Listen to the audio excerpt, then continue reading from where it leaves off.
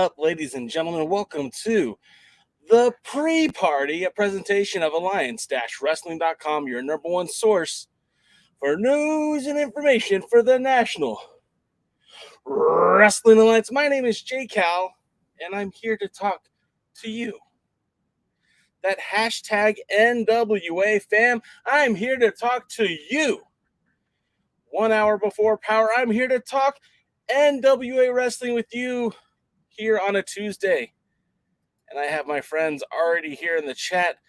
I see James is here. The great Hisa is here. Willie Bowen is here. James Bell is here. Jeremy from Wrestling with MMA is here, also known as Jeremy from the Other Alliance guys. And Heebs is here. And Heebs says, LNV going to steal the show tonight. There's probably some fact to that, brother.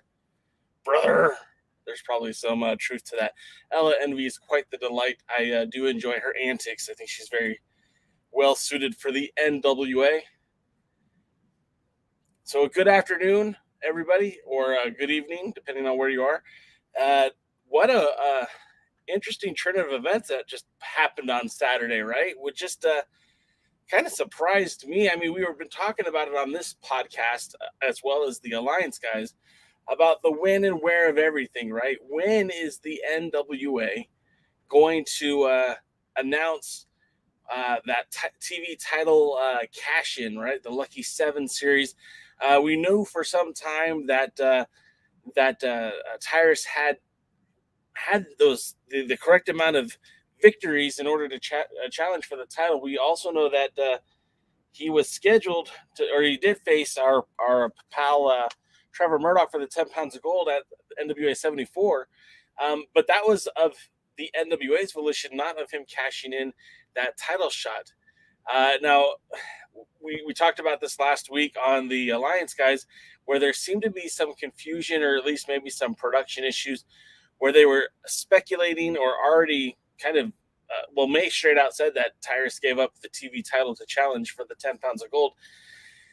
And that kind of caught us all by surprise because we hadn't really heard that on the television, but that was again announced this Saturday where Tyrus did in fact cash in his title shot. We know now that he will be at the Hard Times pay-per-view in a triple threat. So now we know, we know that Matt Cardona, who had his one-on-one challenge with Trevor Murdoch, accepted it. I mean, I believe that was a rematch clause. We knew that was going to happen. I guess what we didn't know is that Tyrus would now be entering the foray on that November 12th, which I believe is a Saturday night. So how does that change everything? Because, I mean, it kind of does. It changes a lot. That now creates an opportunity that they're going to have to crown a new television champion. Now, that's something we kind of were anticipating, again, but nothing had been official until just now. And they're coming off of just having a tournament for the NWA National Championship. So is it a wise idea to crown another champion through a tournament? And when would that take place? Perhaps maybe on the following night at the Power Trip. Maybe they'll just do a battle royal for it. What do you think? How are they going to crown a new television champion? I'm curious to see what you guys think. Leave your comments in the chat. Let me know what you think. But putting Tyrus into that title match certainly changes the dynamic of it, because beforehand, when it was just Trevor and just Matt, there's a lot of bad blood there, right? I mean, Matt really, when he came into the NWA, targeted Trevor Murdoch. No ifs, ands, or buts about it. Literally put the target on Trevor Murdoch. Said that he wasn't a good enough draw. Said that he didn't have a huge enough social media following. He basically said he was everything that was wrong with the modern day NWA, and that it was his responsibility, him being Matt Cardona, to right the wrongs of the NWA, to create this new National Wrestling Alliance, a more modernized version that paid attention to Twitter followers and everything else, and really painted Trevor Murdoch in a bad light. It made him really look bad. When he took the title off of Trevor Murdoch at the Power Trip pay-per-view, it caught a lot of people off guard, myself included. And then Trevor Murdoch did not even get that rematch right away. In fact, he had to wait till the Always Ready pay-per-view and was able to steal that championship victory away from the likes of, Nick Aldis and Brian Myers and Tom Latimer. So it's certainly a brave new world, if you will, with the NWA. It's certainly things are different. And I really felt like that matchup between Trevor and Matt Cardona could have been very cathartic for that storyline. It could have got some closure. Trevor Murdoch is obviously not the same guy that lost to Matt Cardona earlier this year. And I really feel like that's a missed opportunity. Now I know they want to put Tyrus into that title match, but I kind of wish they would have saved it for the next night. Oh wow, that's a pretty good comment to read right there. Jag VPW, who I don't think has been on the show before, but thanks for joining us today, Jag. He said he canceled his planned trip to Hard Times 3 because of Tyrus being added to the main event. That's pretty significant. And that's something that, I don't know if the NWA considered. I don't know how that's going to impact a lot of people. I still plan on going, but it's not because of the main event, that's for sure. I definitely see what you're talking about, and that certainly adds to some disappointment because Trevor versus Matt, had that build to it. Now, I'm not going to say that that Tyrus had a bad match with Trevor at the 74th anniversary show. In fact, I think it was the best outing that Tyrus has had as an NWA wrestler. But, I can imagine a lot of people are upset that he's being added to that match. And I haven't heard a whole lot of overwhelming supportive comments about that either. Heap says, I watched some Nick Nitros during my workout because Plunky was advertised for a match. The Nick Nitros, man, means you're watching some Saw. I know it's back, but I haven't really caught up with what Saw is doing these days. I need to add it to the playlist. And of course, Willie Bowen has the joke of the night. Legoland is looking for a new display. Tyrus could fill that void. Yeah, man. Not a lot of big Tyrus fans here on the site. I will give the devil his due. He looked good at the 74th anniversary show. And I guess that's a relative term. But he looked the best version of Tyrus I had seen since he walked into the NWA. That's an interesting point that Jag just brought up, and it's not on this screen yet. So there it is. The plan is clear. It's hometown, and Billy wants the world's title on Fox News. I see what you're saying, Jag, and I'm not saying that it couldn't happen because it very well could happen. I'm saying it's not likely to happen. I'm saying that I don't think it's going to happen. But you bring up an interesting point, and who knows? It's very it could be troubling. Hisa says as Tyrus was added to the match so that either Trevor nor Cardona has to do the job. I guess I can accept that. Still a disappointment, though. Yeah, see, that's another, Jag, that's another vote for your way of, it's kind of disappointing to see Tyrus in this match. The great Hisa calls that out. Jeremy agrees with you, Jag, in that he feels that it could happen that way, too. It's a possibility. Look, that's the thing. Billy Corgan he's made it perfectly clear that he's not booking this wrestling promotion to my liking. He's not booking it to your liking. He said that he's booking it the way he wants to book it. And if it's an audience of one, if he's trying to pop himself, I guess that's going to happen. James Bell brought up a good point. I'll get to that in a second. In fact, we'll get to it now. James Bell says, y'all would prefer a guy that lost twice to Rolando. Look, I'm going to tell you that I feel like that's a questionable move as well. I feel like they ruined Cardona by having him do the job to Rolando twice. And I know other people will argue, hey, no, this is what he wanted. This is what he wanted to do. but it just makes him it doesn't make him feel like a competitive challenger if he's dropped 2 pinfalls to Rolando. Willie Bowen points out that the Fox News is the worst place to promote any NWA pro wrestling events, and there's a lot of truth to that too. We don't know how those ticket sales are affected by those title appearances on Fox News. I mean, I've seen some of the crowd numbers, and I don't honestly believe that there's a huge Fox News surplus of viewers showing up to these NWA events, but I could be wrong. I mean, it's not like they're carrying a card that says, "Hey, I'm only here to see Tyrus." Uh, we don't know if his impact on being on Fox News has driven the ratings on Power or USA. So it's kind of hard to make these judgment calls. Of course, there's an opportunity there to showcase that 10 pounds of gold that's so famous, synonymous with pro wrestling, like the legends like Ric Flair and Dusty Rhodes, and the list can go on and on.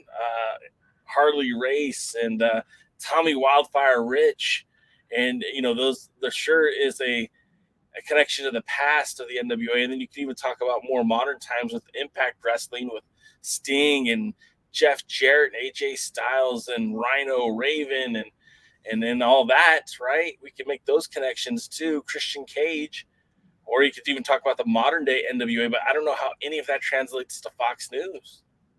I don't.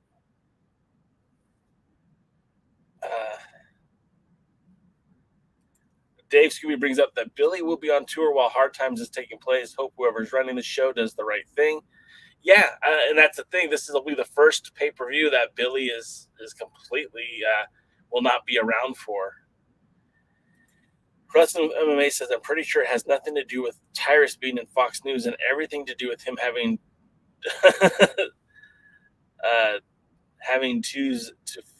having ties to food distribution and getting Madame Zoo's huge discounts. That could be a possibility as well, but now we're getting some very conspiracy theory type thoughts going on. And I don't have enough tinfoil to cover my fat head, but if we start diving into these conspiracy theories, I'm not sure what we'll come up with. I just don't know. I do believe that there is value in Tyrus for certain things. I think he should be an absolute pitchman for the NWA. I think he should be at the table with Joe Galley calling the matches. Would he be a great addition on Fox News if he was just talking about what the NWA was doing? If you say his name 3 times while staring in the bathroom mirror, he will show up. It's just a little, it's troubling. So, like, again, do I want Tyrus to win that title? No, but I see where he has value and I see where he can bring more value to the NWA, but not as world's heavyweight champion. So I don't know. I'm not an insider. I don't have that ear to the wall. I'm not a fly on the wall. I don't have anybody that scoops me on anything. So when we look at the NWA, we're looking at it clearly from prospecting and guessing, as opposed to actually foundational information that was handed to me from someone within the organization. So with that being said, could Tyrus win the World's Heavyweight Championship? Absolutely. Do I think he will be? No. Would I be shocked if he was? Also no. But, that's the fun part of waiting to be surprised, I guess. The other match that's scheduled for not always ready, Hard Times 3, we know that the NWA U.S. tag titles will be on the line when the Fixers and the Spectaculars go one-on-one in the ring. Now, this has some tie-ins to tonight's main event. Well, I guess not really. Never mind. I was making it a comparison that actually isn't there. That's my fault. My bad. More of your comments. Let's see. Jag says Tyrus would be the David Arquette of the NWA. Wow. That's saying something. I can't disagree with you. At the very least, though, to to Tyrus's credit, he did train in professional wrestling. He's been doing that as his primary source of income for several years. He went through the WWE developmental system. He spent time in Impact Wrestling. It's not like he walked in off the street and they handed him the TV title. I never think it's a good idea to give titles away based on popularity contest or who you know. I think you should only be handing out championship belts to the guys that are going to represent your company to its fullest. Now, again, Tyrus can represent the NWA very well, and him being some sort of brand ambassador for the promotion is not a bad idea, but I just don't want to see him wearing the 10 pounds of gold. So let's look at some of the matches that we're going to have tonight. Well, looking at this match, the Spectaculars versus the Fixers. Now, obviously, tonight, the Spectaculars will be in action. The Fixers will not. I don't know what kind of implications this match will have for the show tonight. Oh, that's a pretty ugly picture, isn't it? Pretty in POWERRR SURGE. We got a four versus 4-man tag. They had a special name for it, if I can remember it. It was something silly like, what was it? Let me see if I can find it here. The Strange Bedfellows Match, which I think is a pretty silly name. But yeah, you're putting the Ill Begotten back with Rush Freeman, who was previously a member of the group, taking on the team of the Dirty Sexy Boys and Miserably Faithful. We can remember a few months back when Dirty Dango was barking orders to the Gimp, who received those orders with gusto. It was kind of disturbing, but nevertheless, that is a match we'll have tonight. Again, I don't understand why they do these convoluted blow-up matches. I know you're just trying to get everybody on TV, but at the same time, like, wouldn't this match have a hell of a lot more meaning and some semblance of like creativity if maybe the Ill Begotten Boys just fought the Dirty Sexy Boys and the Spectaculars fought the Miserably Faithful, or some sort of combination thereof? It just seems kind of pointless to have a match where you're just introducing 8 men in a match. Just I don't know. Doesn't make a lot of sense to me. What do you guys think? Because I'm allowed to be wrong too. You guys could point that out. If you think that's going to be a fun match, please let me know. But I also know this is a POWERRR SURGE episode where we tend to get a lot of just randomness thrown at the old proverbial wall, and they try to see what's going to stick. The other match that's announced for the pay-per-view will also happen similarly in Mexico about a month before, and that's when Taya Valkyrie defends the Reina de Reinas champ against Camille, and it's only literally almost a month before the pay-per-view, and the implications of that match could be as meaningful as maybe it becomes a title versus title match at the pay-per-view for Hard Times 3, or perhaps maybe both titles will be on the line if perhaps Camille wins one of the titles. It's also the first time that Camille will have some huge international support, and I think it's going to be very fun to see that match take place at the AAA Reina de Reinas, and we'll see, Triple Mania, the Reina de Reinas Championship. Excuse me. We'll see how that all plans out here in the next month, because of course that happens in October. That kind of guides the path to Hard Times 3. Jag brings up, sorry, Shay, but after 42 years of being a fan of the NWA, I will not support this company anymore if Tyrus wins. I mean, you're preaching to the choir, brother, and I don't think you're the only person that has said that to me. It's a very weird dynamic, and I don't know, man. I'm not telling you to do anything. This is absolutely. I always have said that we make our voices heard with our dollars, right? Because I could say anything I want on Twitter, but no one takes me seriously. But if I stop buying that pay-per-view, if I stop buying the weekly pass, then maybe they'll start listening. If you're not happy with the direction that the NWA is going, Jag, then I agree with you, man. Take your money elsewhere.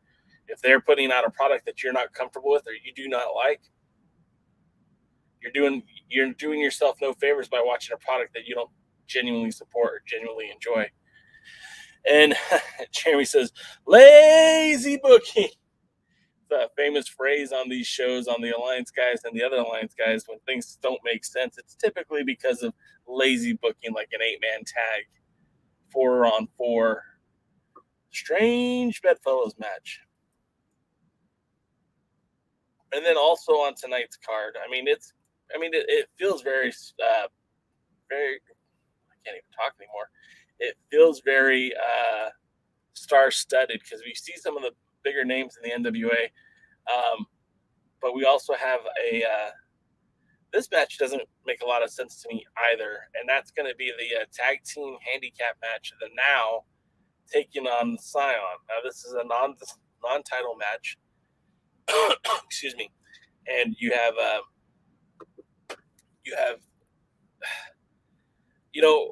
you just had these guys in a tag team tournament, Hale Collins and Vic, I think it's pronounced Dalishus, as part of the NWA U.S. Tag Team Tournament, and with the idea being that they were one of the best tag teams in pro wrestling. That's why they're there for the tournament.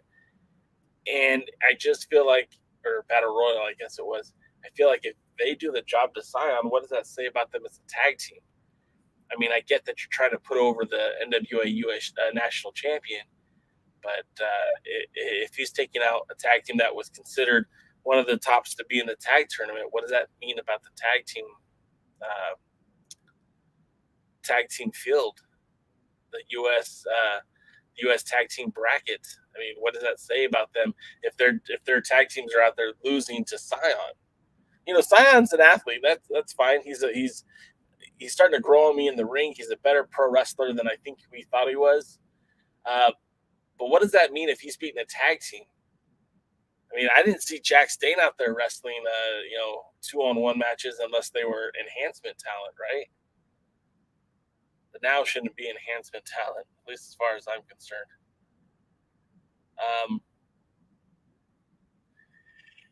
Excuse me. I know tonight's show again is being sponsored by Pretty Empowered, so I'm sure we're going to get a lot of skits and silliness with Ella Envy and Kenzie Paige as they talk to Kylan King and talk about the NWA. They've been doing their podcast now on the NWA Extra YouTube channel. I think it's just NWA Extra. You could find it later after the show, and you can see some of the same. It's the same YouTube channel that This Is Pro Wrestling does their NWA podcast, and so you can check that out if you're interested. Yeah, so I mean, we always, when we get these Power Surge cards, they're never like tremendous, right? They're never like amazing. But this is a match that I'm really kind of excited about. And I kind of wish this was the main event for the show. You got Rhett Titus and Bestia, Seis. And although it has no junior heavyweight, although it doesn't have any junior heavyweight implications, I think this match would be probably one of the better junior heavyweight matches we've seen in a while. Rhett Titus is a wrestling machine. I'm so impressed with him every time I see him out there. And Bestia is a high-flying luchador from Tijuana, Mexico, and tends to put on some very fun matches. I like this matchup right here. I think it's going to be very, very good. I think we should all be excited about that one. Certainly, that's the match I'm most looking forward to. And then, of course, there's the bonus match. The bonus match, which is going to be a replay from the 74th anniversary night 2 of Camille taking on Max the Impaler for the Women's World Heavyweight Championship. So that's kind of what the lineup is for tonight's pay-per-view. Excuse me, not pay-per-view, but tonight's Power Surge.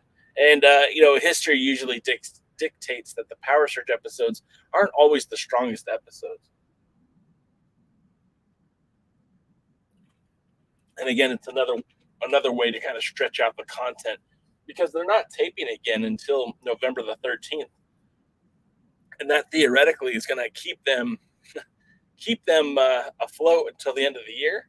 And we don't know when the next pay-per-view is. So it'll be interesting to see how this is all going to play out. Typically, they do about a week or 2 or 3 days of television taping following the pay per view, but that's not lined up this week, this pay per view. So we don't know what for sure is going to happen.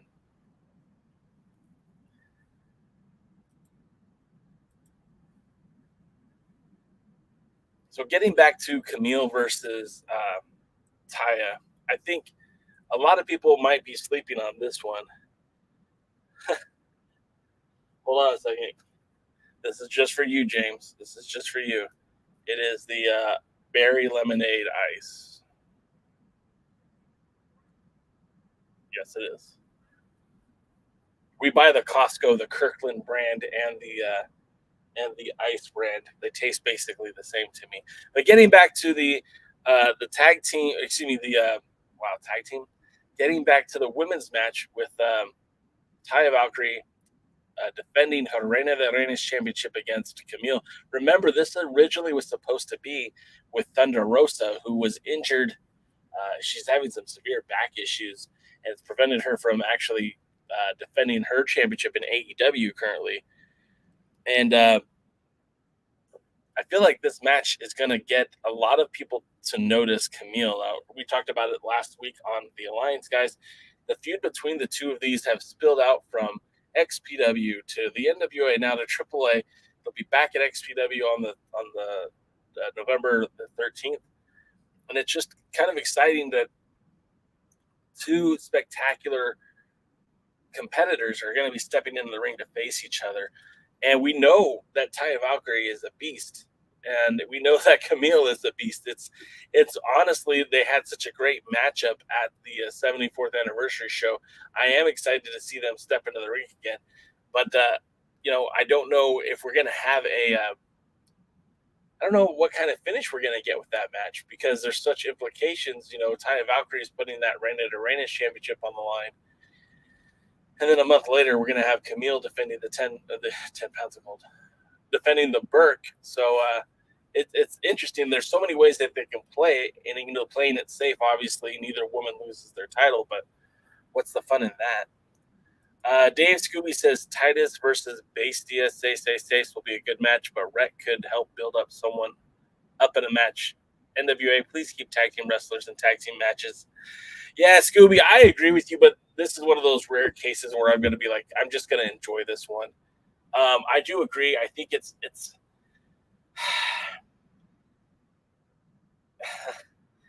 if it was Michael Bennett and Bestia in the match, I think we would all be like, okay, it's building towards something. But with Rhett Titus in that match, it's definitely not building towards really anything. It's just a matchup. And again, it doesn't have any junior heavyweight implications. Doesn't have any implications for the tag team. It's just a match. And again, when you have Power Surge, these kind of matches are sometimes acceptable. But at the same time, I agree with you, Dave Scooby, that I think, again, Rhett Titus could have wrestled against almost anybody on the roster, and it been more meaningful, been more effective at, either adding value to Rhett Titus to make him a more a sexier opponent for the junior heavyweight title, or help put somebody else over, maybe like a Jack Stain or somebody much, much bigger to kind of give that person a good victory leading into a pay-per-view. It's just, it's not like that though, is it? And it's crazy with how things are moving so rapidly on the other sides of the wrestling spectrum. When you see that WWE has now brought back, they keep bringing back more and more talent back to that roster. You keep hearing about all the animosity and trouble that's happening in AEW. You keep hearing about talents wanting to be released. I mean, it really is kind of crazy about what's going on the other side of the pro wrestling galaxy. Lamb says Camille won the first one on her turf. AAA will be Taya's backyard. A loss will not hurt Camille at all. Hard Times 3 will be a great rubber place. Yeah, and Lamb, I would even argue that they had their first match at XPW, which was kind of neutral territory for both competitors, because neither one of them had wrestled for XPW before. And then remember, Camille had that match won, really, and then because of outside interference with the referee, they threw the match out. But Camille had Taya pinned in the center of the ring, 1, 2, 3. And then they actually faced off against each other a second time as part of the women's XPW Women's World Championship, where for whatever reason, Dexter Lemus, Sam Shaw, came out and kidnapped Camille during the middle of the match. So that was something to be a little bit weary of. I don't think that'll happen in Mexico, but we'll have to wait and see. Oh, that would actually be a fun match, Dave Scooby. If they're going to use tag wrestlers in singles matches, I want to see Titus versus Jordan Clearwater. You said Goldwater, but I think you meant Clearwater. And that would be a fun one, too. I wouldn't mind seeing that at all. Oh, looks like my battery's about to die. Hooray. We're having a great show today, guys. How's your Tuesday going? Let's see. Be right back. Don't go nowhere. We'll just wait till it dies. Okay. Yeah, so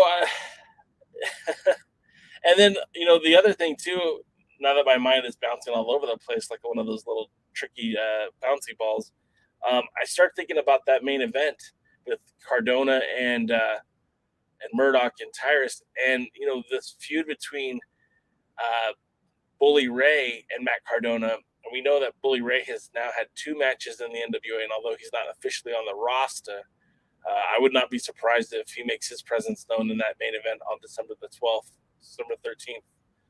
Either I wouldn't be surprised if he did a run-in causing Matt Cardona to lose that title. Not that Trevor needs help to retain, but I wouldn't be surprised. All right. So let's see. What do you guys think of the new Smashing Pumpkins video with Cyon in the middle of it? I thought it was kind of silly. Oh, excuse me, guys.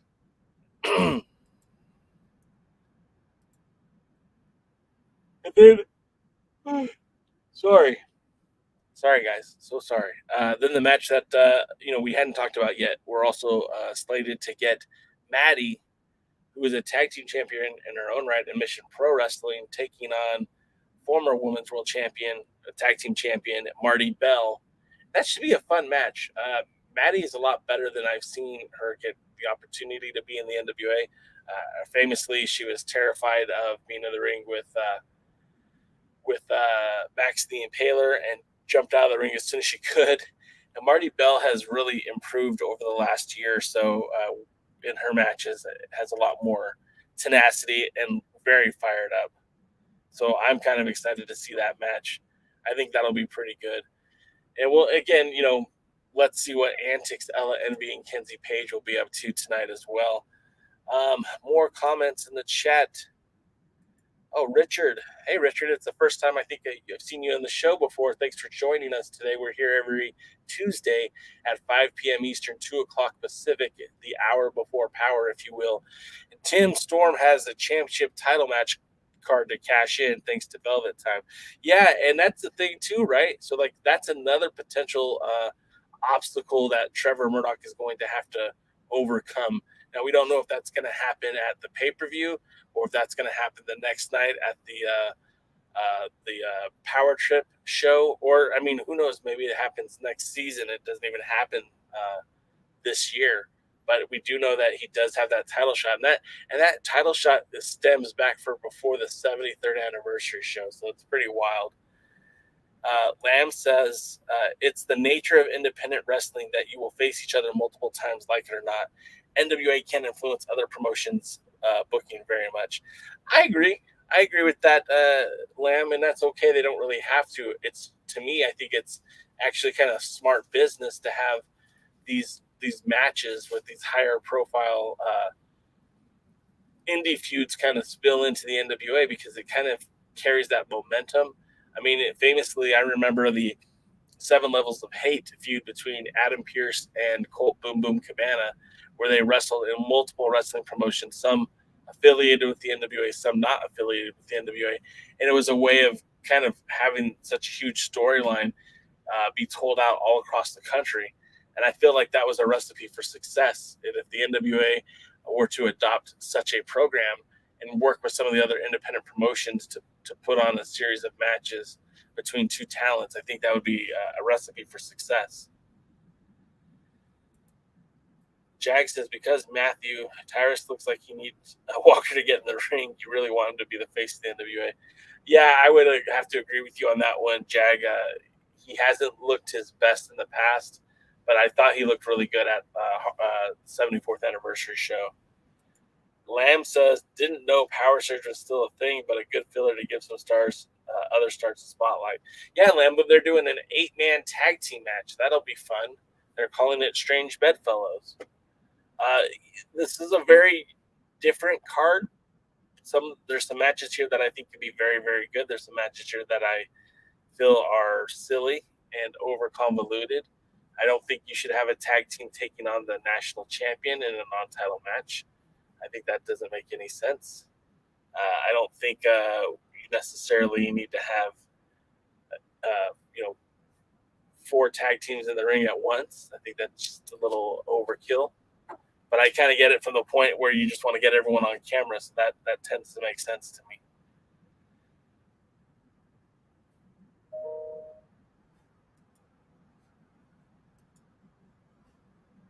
Sorry, I got something that just popped up on my screen here. Okay. Let's see. Wrong button. So, anyways, again, tonight's Power Surge, coming off the heels of a pretty impressive USA. I know that a lot of people were talking about how good of an episode that was. I always hate when we do a Power Surge because it seems to stall momentum, but I get why they do it, because they want to stretch out as much quality as they can while the TV tapings are happening. It's just one of those deals where all this would be resolved if they ended up doing monthly tapings as opposed to doing shows once a quarter. And I feel like those monthly TV tapings would be such a godsend for the NWA. Lamb says, I saw that the Ill Begotten and Freeman's guys will team up together. At least they continue to build up that storyline. Yeah, the Ill Begotten kind of will be re-embracing Rush Freeman just for the night, just as the Spectaculars join up to challenge against the Miserably Faithful and the Dirty Sexy Boys. Feels weird to say Dirty Sexy Boys. I promise this podcast is mostly PG rated. So then, when you look at what's coming next for the NWA, we're just counting down to the pay-per-view, right? We're just waiting for that time to happen, and we're looking for good quality content as always. And I just don't know. Tonight might not be that show. If this is the first time you're watching the NWA, I hope you will give it at least another week, because I don't know if this will be the week that'll convince you to buy. Who's missing tonight? We don't have Poyo in the chat. Excuse me, folks. I'm a little under the weather, so if you hear me coughing and hacking and stuff, I apologize in advance. We got 20 minutes to the show, and I'm all out of things to talk about. Thank you, Lamb. You're my lifesaver. If Dango and JTG get the same gear as the Freeman guys, they could appear as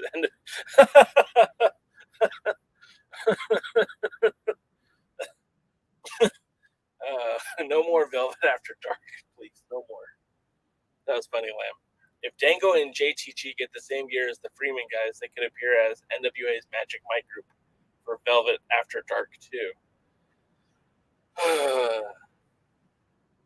Willie Bowen says the Stay Puff Marshmallow Man isn't the face of the NWA.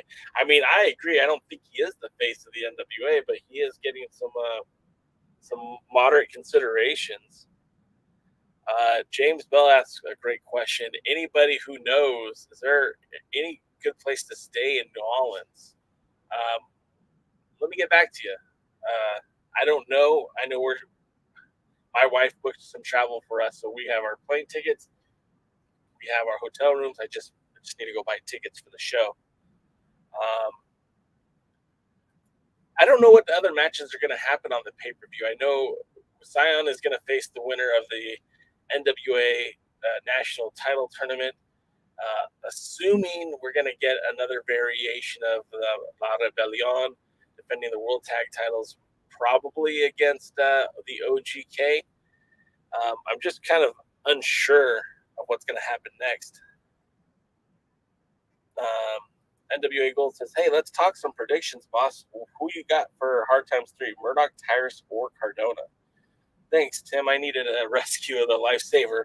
I honestly feel like this is going to be another victory for Trevor Murdoch. I think his title run so far has been exactly what the NWA needed. I think he stepped up in his character development. I know this is kind of like I've called it a hybrid of a Harley Race and Trevor Murdoch type persona. He goes out there, he beats ass. He's a good guy, but he doesn't do good guy things. And I think that's what you want for somebody like Trevor Murdoch. He's like the cowboy with the black hat. He's going to do the right things, but again, he's going to do them the wrong ways from time to time. And I think that's a great direction for the NWA, giving him an opportunity to hold on to that 10 pounds of gold a little bit longer until we have somebody who really has kind of stepped up. I mean, you got to look at this roster, this whole NWA roster with guys like EC3, with Tom Latimer, who's just on the cusp of something great, Matt Cardona, even to a lesser extent, someone like Bully Ray. You've got some star power on this roster. We haven't even talked about Nick Aldis.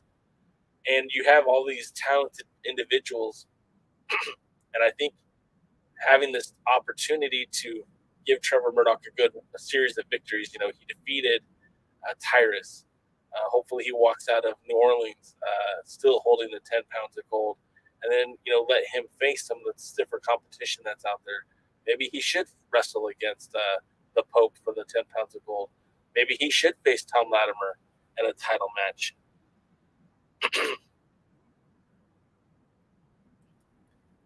Lamb brings up the point that he has to give credit to the NWA for announcing the pay-per-view matches via the Kyle Davis Control Center with some explanation, not like in the past. I do like those segments. I do feel that they're a little goofy sometimes, a little cheesy, a little hokey, but I get that that's where they're at right now. I know that he being Kyle alluded to an NWA champion traveling internationally. I think he meant Camille, but who knows who he genuinely was talking about. I know that there was at one point some discussion of a Saudi-based, not Saudi. What country were they from? Middle Eastern wrestling promotion looking to bring in some of the likes of the NWA. And I know that specifically they had looked at Trevor Murdoch, Tom Latimer, and Camille as potential pieces to have in part of their debut wrestling show that has been pushed back indefinitely. So I'm not sure what's going to happen, but I think maybe they're talking about Camille going to AAA. Lamb says, speaking of matches, we know that the NWA US tag titles will be defended on Hard Times. No development for Rebeliòn so far. Lamb, not yet, but I tend to think earlier in the season we saw that they were feuding with the OGK, and I believe that that's going to lead to something down the road. I think that might be your tag team, world tag team title match, unless somehow Luke and PJ get placed into that match. Or maybe they make that a triple threat match too. They did it to the world title. Why not the tag titles? Jag says Tom Latimer should be the next NWA World Heavyweight Champion. I agree. I think that he's certainly somebody that at the very least should be considered, especially with the way he's been used lately. I feel like that's the payout. That's the end game, is that he does eventually win the World Heavyweight Championship. And I feel like they had to humble him to make him more worthy, I guess. He's a guy who has had a very wild past, to say the least. And he's been connected to some various things that aren't exactly good. But he's really cleaned up his act, and he really has helped make that NWA look professional and carry a much more competitive advantage. And so we'll see. I like Tom Latimer a lot, and I think he could be a great addition to the 10 pounds of gold and definitely be a part of that title picture.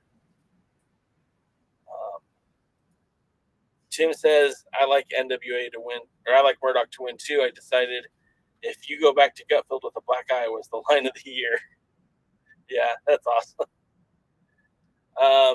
Issa says, by the way, Trevor should verify his Twitter account. Looks cheap without it and not a good reputation for the world's champ. I don't know how to get things verified on Twitter, but yeah, he should, 100%. Any celebrity should, you know. I mean, how do we know we're talking to the real Trevor Murdoch? We don't. Jeremy says Billy Corgan is like Oprah, giving everyone a match. Bad thing is they're all in the match together. You get a title match. You get a title match. Hey, you over there, you get a title match. So everyone gets to win a championship in the NWA. That's not exactly what I would say the best thing for the brand, but you know,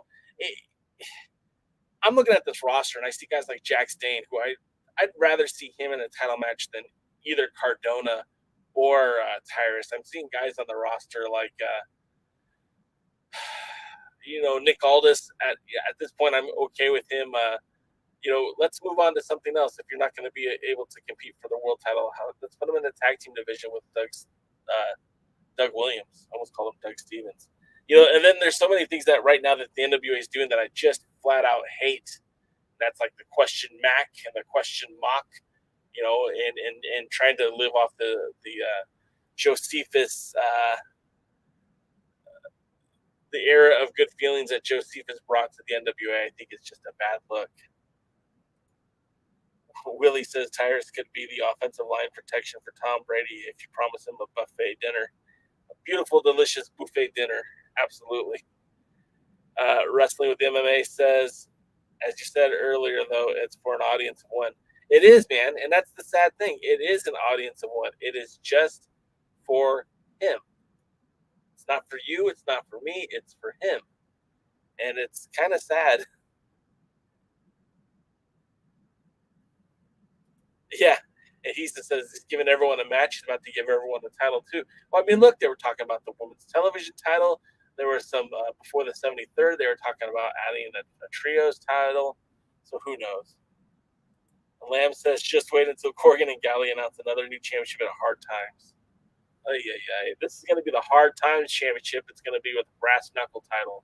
Hardcore matches only. Let's do it. Put it on Jax Dane. Anyways, we're going to cut out a little bit early today, guys. I'm not feeling my best. So we're going to end up the show now. I do advocate and stress and ask very politely that you tune into my brothers, the other Alliance guys, tomorrow at 6 p.m. Eastern, 3 o'clock Pacific, right here on this channel. And then, of course, we'll be here. The original Alliance guys are here every Thursday night. I believe that's 8 p.m. Eastern, 5 o'clock Pacific, again, right here on these channels. We do appreciate you being a part of our shows each and every week. It's a lot more fun when we can be interactive and you guys give us your opinions and we'll tell you our opinions, and we build this great community for us and for the NWA. But until then, ladies and gentlemen, we're going to call it a day. We'll see you at the match. Thanks for checking out the pre-party, a presentation of Alliance-Wrestling.com. You should hit that subscribe button and join our community. I also want to remind you that we recap NWA Power every Thursday at 8 p.m. in the live stream. We try to stay social, so find us at the Alliance blog. And until next time, we are the